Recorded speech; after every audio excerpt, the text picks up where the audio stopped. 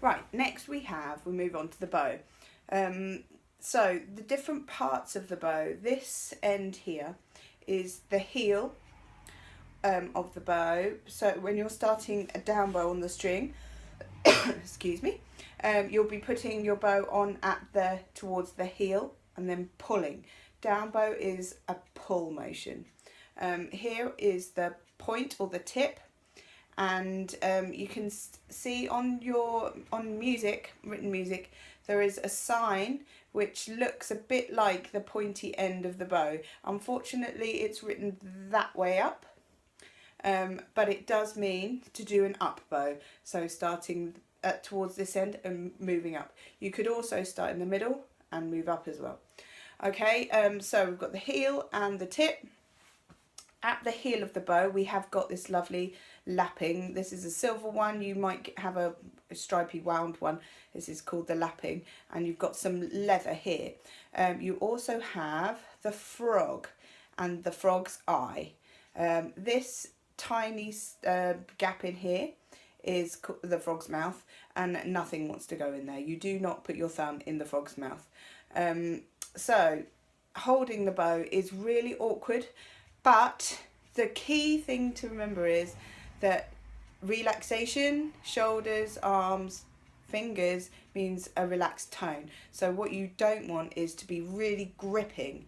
If you think about more sort of hugging the bow and just holding it enough so you don't drop it. Imagine you're holding an egg. If you hold it too tight, it will just crack, but if you hold it too little, it will fall on the floor. So we want that lovely balanced in the middle kind of shape and finger strength. If you can make your hand really floppy from your wrist and just let your fingers hang down, can you see that kind of shape there?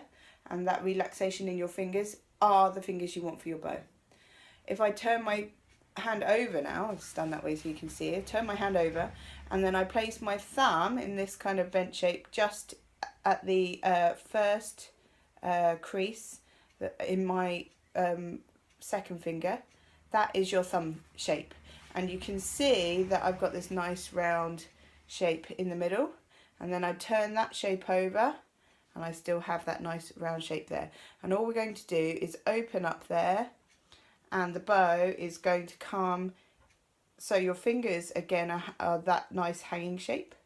They're going to contact the bow at that first crease, these three fingers here, probably on the wood, on the black leather bit, and quite possibly on the lapping or on my bow on the join. But basically you want your second finger, this one here, to be where this ridiculously small bit of wooden space is between the edge of the frog's mouth and the leather. That is where your thumb is going to go. So second fingers and thumbs are going to go there. Can you see that my thumb is a really bendy shape? If you think about your thumbnail, which will need to be really short for playing violin, all nails need to be short.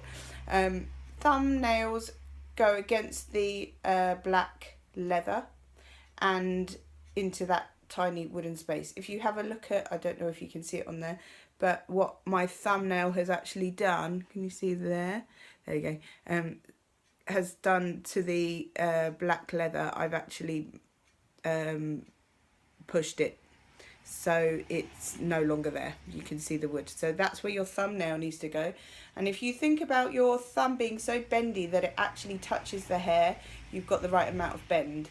Notice that my thumb isn't on its very tip, but it's sort of in on the more to the inside corner of my thumb.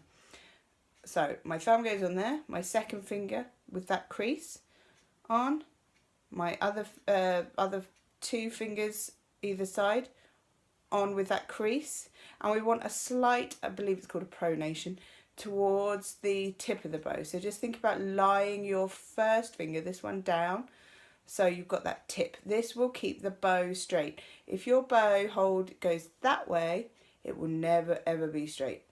So think about this first finger just lying down. Yeah, the little finger gets placed on its tip. Again, you need a short nail, and it will probably sit somewhere towards above the frog's eye. Mine doesn't want to quite sit above it, but that's okay. You just do not want this little finger straight or sat on the screw. Okay, so thumb bendy against the hairs in the space. Second finger opposite. Use the creases. Crease, crease, crease. Tip, and then make sure you've tipped your bow that way. Okay, so I'm holding it with my other hand just for stability. The easiest way to hold your bow without tension is that way. Right, and just experiment how much can you relax your fingers, keeping those lovely curvy fingers and that curvy thumb, and that nice circle shape. Can you see down there? Lovely circle shape. And then when we go to sit the bow on the string, my finger is now the string, we sit the bow on and then our fingers just relax. Yep, so we shouldn't be holding the bow up. The string is holding the bow and our fingers are just sharing that holding. They're not doing it on their own.